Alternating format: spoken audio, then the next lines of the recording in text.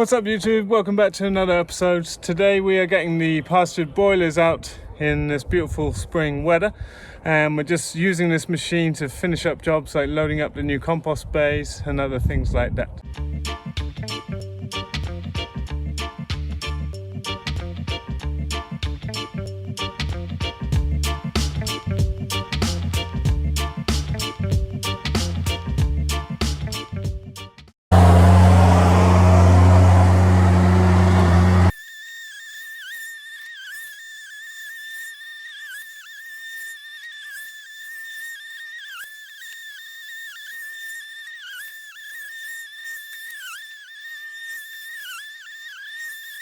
Okay, so hour and a half, and we've got most of that material out.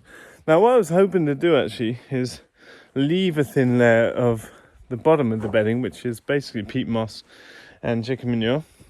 But what's happening on the edges, I don't want to get too close to the edge of the tunnel because it's an articulated machine, so it's very hard to get out of the corners. I'm just using a shovel here to pull away material from the bottom wooden ring beam of the tunnel and spreading it back out into the thing, and then I think I'll just come through and board fork and till straight onto there. We're down to subsoil in some places, but there's a lot of compost from previous years, but I want to avoid bringing too much material back in to make the beds, so I think we're going to work with what we got. Just going to finish up in here for tonight, and tomorrow I'll start the process of forming beds. Okay, so I didn't get finished, but I've just taken out the far corner now with the nest boxes, and what we'll do now is just tidy up the edge. So you can see here I've just been exposing the bottom rail again, and I'm leaving a bit of this material that I'll just rake out. This is some of the top straw mulch because these will make up the perimeter and end pathways, and it's a bit patchy. Some places we're on good compost from previous beds, some places we've gone through that to subsoil. So what I want to do is put out a string mark in the middle. We're going to get 8 beds in here, so I'll just put up a string in the middle and broad fork along and guesstimate where the beds are. There's no point measuring them out because they're pretty standard fit with a 30 centimetre pathway. And then I'll tilt it all over, I think, and put down a bit more compost. Looks pretty good under here, but we are straight on top of quite a hard clay compacted surface. Here's all the stuff out of here, so it needs a bit of cleaning up off to the eggmobiles, but pretty good progress. Next step, broad fork. So I'll take this line as the center line of the pathway down the middle, 4 beds on each side. So we'll go through broad forking, tilt it over, and then I'll actually bring back some more matured compost to just top dress the beds. Okay, testing water system. So this water that goes all around the farm, as you know from previous videos, comes from the cellar of the house, which is round here. It goes down through front field, it goes under the culvert under the road, and it goes up both sides of Nutfield here. It goes up into around Topfield, and it actually goes all the way through the forest where the pigs used to have water. So what we do, we have the lowest point of this line is conveniently down at the stream, so we have a bleed point there. So winter we basically open up all the pipes at the ends and put the drain plug quick release in and just drain the line. So now we're putting the line on to test it because we're getting the birds out tomorrow, but if it freezes again we have to drain the line. So it's exactly the same process to fill the water lines up. We've basically disconnected the winter chicken water and sheep water, plugged this main line back in, and we come up with these still open until water flows, and then we can shut these all down. So there's one here, one on the other side of Nutfield, one in Topfield, and we've disconnected the forest line. And so now it's just a waiting game. You can hear air pushing through, and we just wait till the water's flowing, and then we all backtrack, because on the sides of the field, everywhere where there's a stake, they did have bright orange paint on them. These are water takeoff points, so we have them spaced conveniently to be able to pull off water for chickens or the layer hens or the cows and sheep, etc. Okay, we've got water here on the other side of Nutfield, so we just released that, and we'll go and check up here now at the top of Topfield. Okay, all set, water's on, good to go.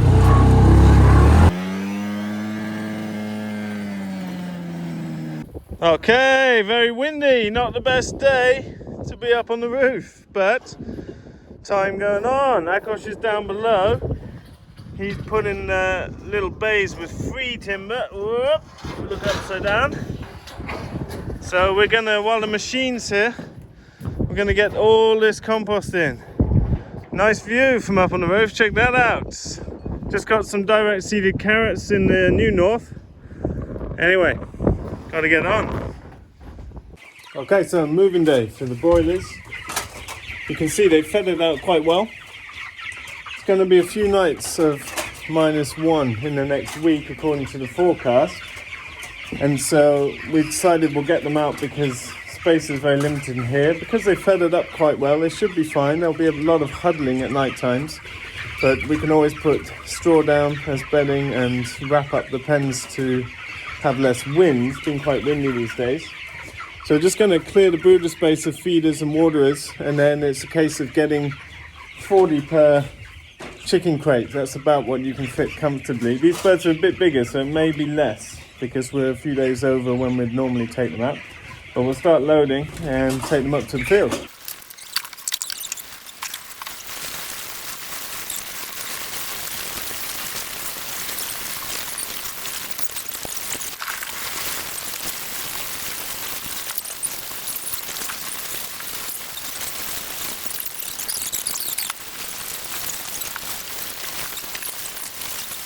A lot of people pick up birds gently by their feet. Now, a bird relaxes in this position, and it's okay to do that. But you'll see in the industry they'll be picking up 6 at a time in both hands of these young birds. Personally, because we're dealing with smaller numbers, I like to cup them with my hands because I can support the entire body with my fingers, and I know it's not causing any discomfort to the bird in that way. So that's my preference working with these birds.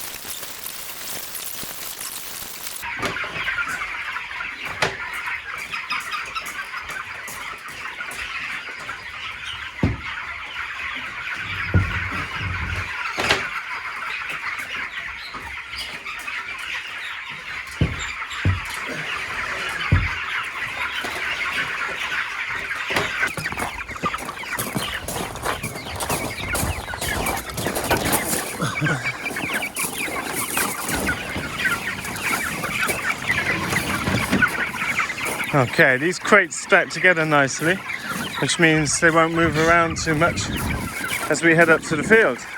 So we don't have enough free crates at the moment, but we'll take these up, get them in their pens, and then we'll come back for the rest of the birds. So we'll close this door up. Quiet now. Always a big day.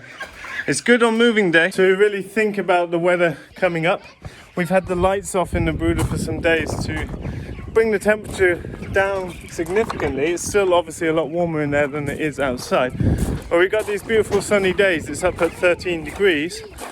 We do have some freezing nights to contend with, but we can deal with that in different ways by either wrapping up the pens a bit at night, putting straw that they can bed up off the ground.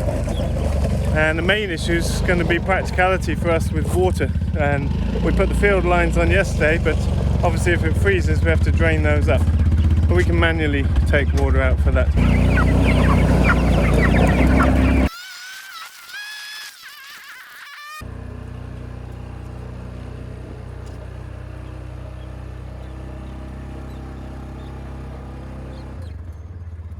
Okay, good to go.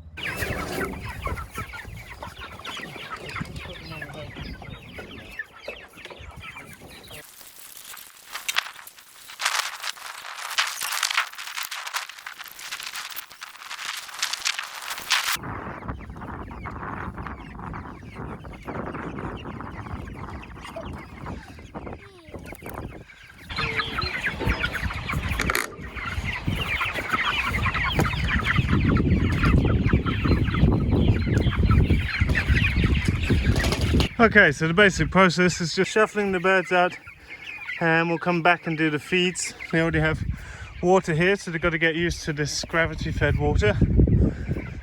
But lids on, and then you see they're tucking into that corner that's the most protected against the wind. First time these birds have ever seen grass in the ground, so it's time for them to start exploring and settling into their new home. So at this point we just shoo the birds out to encourage them to go. How are you getting on, Ragnar? Are they coming out? Yeah, some do on their own. Some are coming on their own? Yeah. How do you think you'll help the others get out? Then I already helped many. You've helped many, look, they're all coming in here and they look like they're enjoying. Look at these ones pecking at the ground, exploring. So we'll help the others get out, shall we? What we can do is lift them out gently by their supporting their bodies. And then the ones near the door we can shoo out. You must be very gentle if you pick them up. Cradle them really gently underneath as well. That's good. Yeah, and then gently put it down. Perfect, my love. But I only take I take them out of the other side here. Yeah. Right, the other side here. Yeah. Yeah, these we can just gently push towards the door and they will go. Yeah. And then we can take this crate out. Good job right now. Do you want to take a couple more out? Use two hands and cup it. Here's one. Yeah. Good job. Well done. And you can listen to them when they make that loud chirp. That means it's a bit uncomfortable for them. When it went, if they just make a gentle chirp, it means they're happy.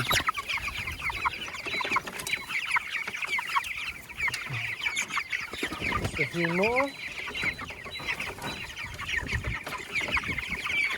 Let me get these this way. That's perfect. We'll put the lids on and we'll go back and get the other birds. Are you able to get out of there? Yep. Good job, my love. You already know how to do. Some of the people watching this video, they're just learning to do some of these things themselves, but you're only 3. You're only 3 and you know how to raise chickens and make eggs, don't you? And make meat chickens. I have learned meat. You've learned. You're learning all the time? Good job.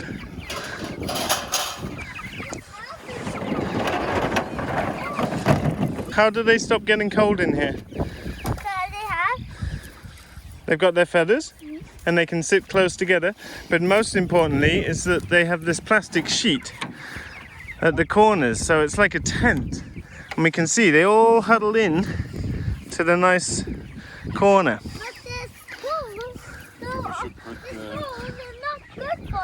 The holes are good, they stop foxes coming in. We have never lost a broiler to a fox or any other predator here, so that's testimony to the efficiency of these pen designs. But foxes, I know what has happened when foxes come. The foxes come, then they take it to the other side, so they take the fox.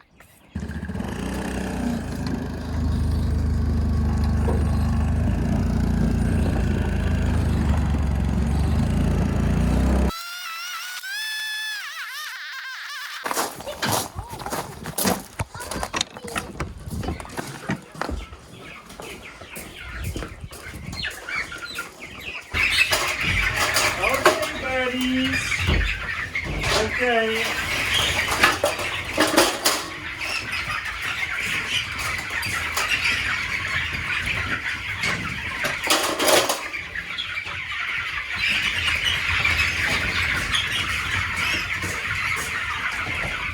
So I just want to show you the wing development on the birds at this point. Now these birds typically don't fully feather out even until they're 7-8 weeks old, when it's approaching the slaughter time. Okay.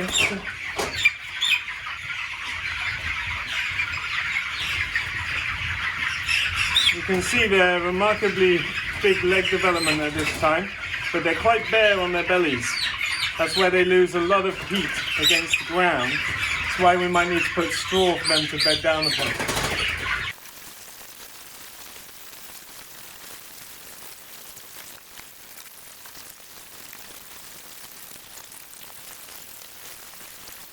That's what it works. So, nearly got the rest of them loaded up. Now, what happens in here, we don't have a batch coming in straight away. If you'll remember from previous years, we would typically have 6 batches of broilers in a year, and this afternoon, new day-old chicks will be coming. That's not the case, so we don't actually need to deal with the brooder today, but what we will typically do here now is put down a watering can of water evenly over the whole surface. It's about 10 square meters, and then take a pitchfork and just turn the material, not dig it over, just turn it gently.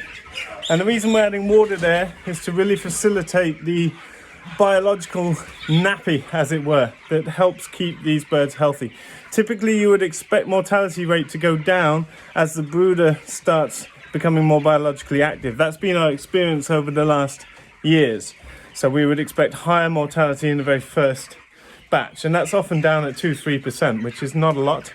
And that's where most of the deaths with broilers happen, in this very vulnerable young stage. Now, there will be deaths in the field, and that's unavoidable. When you have livestock, you will have dead stock, but it shouldn't be anywhere near the industry, which will typically run at 10-12% mortality, and they will cull the birds at day 35 due to these birds just eating until they get heart attacks. That's why we do time-controlled grazing. I've talked about it many times, I've written about it. We do not believe in free access food except for the first 4 days of their lives. It's very important to restrict the feed for these birds and get them hungry in between feedings so that they forage and eat greens and bugs, and these are things that don't really save you on your feed bill, but they do translate to more vitamins, minerals, more activity, healthy leg and bone development, which gives us a high quality bird that is just not comparable to anything you can buy anywhere else in this country. Okay, that loud chirping is distress. Obviously, it's a pretty distressing situation being chucked in a box and driven across the land, but they're fine once they get out. Already in the 10 minutes we've been down, I would expect the birds that are up there to be pretty relaxed still. And they'll be huddled together still for a while now just to keep themselves warm, but I expect they'll be fine.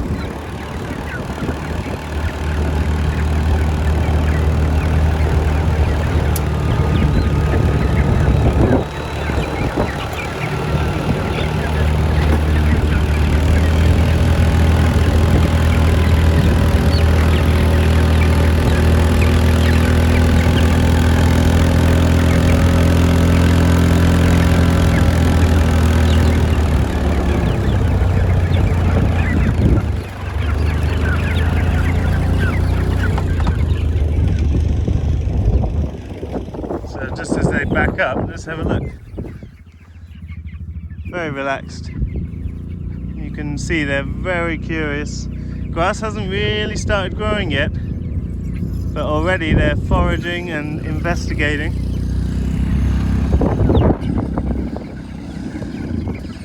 Perfect. Alright, next batch to go.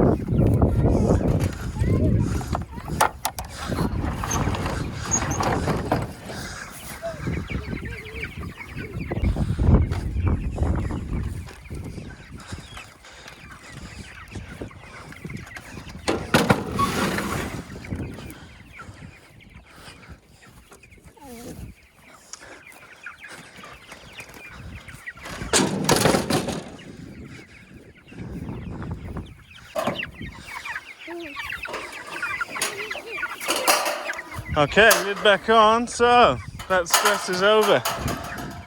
These birds are going to settle in already. If you listen, you can see the birds are contented. And down in these pens, they're already scouting around, pecking at whatever's around, and they seem utterly relaxed. So that's how we do. That's going to produce, there's 500 birds, so it's going to produce 1,500 kilos of chicken in about 5 weeks' time. Now that will translate to just over a ton of sellable chicken. We're gonna eat food today. We're going to eat food today, not the chickens though. Why? They're not ready to eat yet. Why? They've got to grow a lot bigger, don't they? Why? But that's about, we sell for 129 crowns a kilo to private customers, so that's about 12,500 euros of product in an 8-week span with 6 of these Salatin style pens. And if you're curious about raising your own meat birds, we have loads of videos featuring how we do that in the past, including a few years ago when we had snow in it was in May actually, and we had birds out in heavy snowfall. Hopefully that won't happen again, but you never know. But we should be getting some frost, so we will take appropriate action as and when that comes along.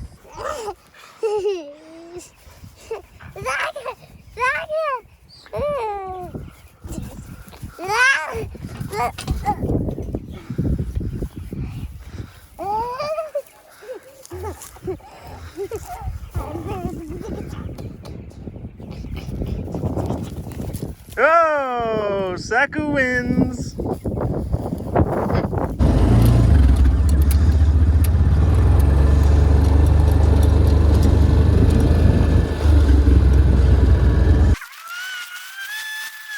So, a little development in here. It was a very windy day yesterday, but we got a few roof panels on. And Akos is working on these sidings with the free timber. This is all free wood that we picked up last year. And we started moving the first piles that you can see from here into there. My aim is to clean this space up, flatten it off and beautify it. It'll be nice to have this up as grass again. But still some work to do. It's a bit heavy stuff for the digger we've got. It can't easily handle heavy wet material, you know, with a full bucket load. Starts tipping the machine. So the aim is just to get all the stuff in here, and then I want to level this off by hand and put some old carpet or vinyl material over the top to let that mature down. You can see paper pot chains, they don't break down, but everything else is full of worms and looking good. So a little bit more time maturing, and I think that will be fantastic. And then the aim with these slotted bits of wood is that when we want to move material, we can take them out and easily access these bays from different sides.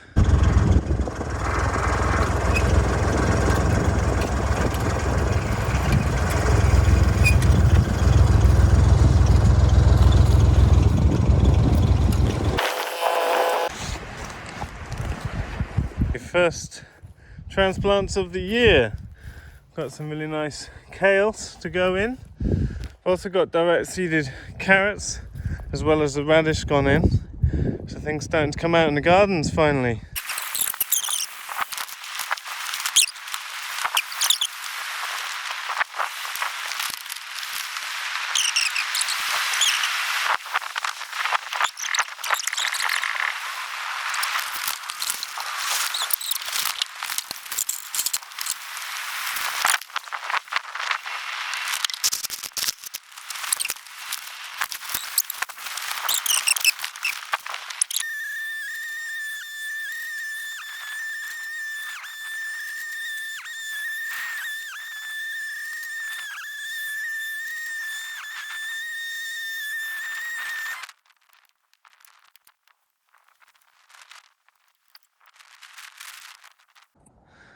Okay, so bay 1 is full. Now this represents the more mature material, that it still needs a bit more time, but it's full of worm activity and it's breaking down nicely. So we will leave this pile for a little while, and what I'll do is start just putting the rest of the material that's a bit newer into this one, and we'll clean this little area up. Still got a roof to put on, but may as well get it started. Have a look at that. It's a lot of compost. That's maybe 8 or 10 cubic meters stacked in there. Okay, so that's as far as we're going to get today. Got to get this machine doing all the other work it needs to do before we take it back. So we've got one bin full and half a bin that needs the front putting back on, and this stuff is aging nicely, so we will continue to layer on green and brown material onto this one as we go. Got to drop this now and get on with other more pressing projects, and I think the roof will wait today as we get on with other things. But super nice to have this facility. I think it's going to be an awesome resource and give us much better quality compost to put back on these beautiful beds. I like the siting of it. It really makes use of this. You know, this is when you first come into the farm, and the most precious resource right there in front of you. Beautiful. It's moving day. While we got the machine here, we're going to clear out some of this junk. We got so many pallets here.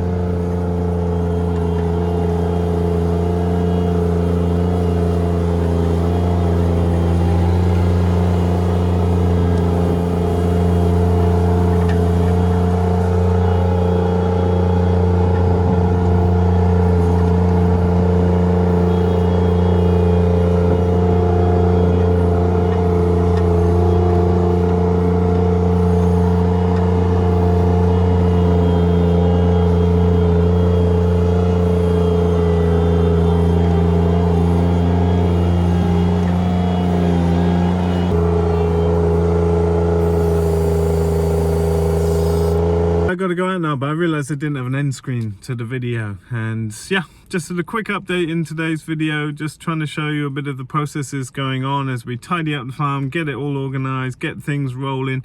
Projects taking a bit longer than they might otherwise, just because we're multitasking and lots of new introductions for people into daily processes at the farm sort of eat into the work day.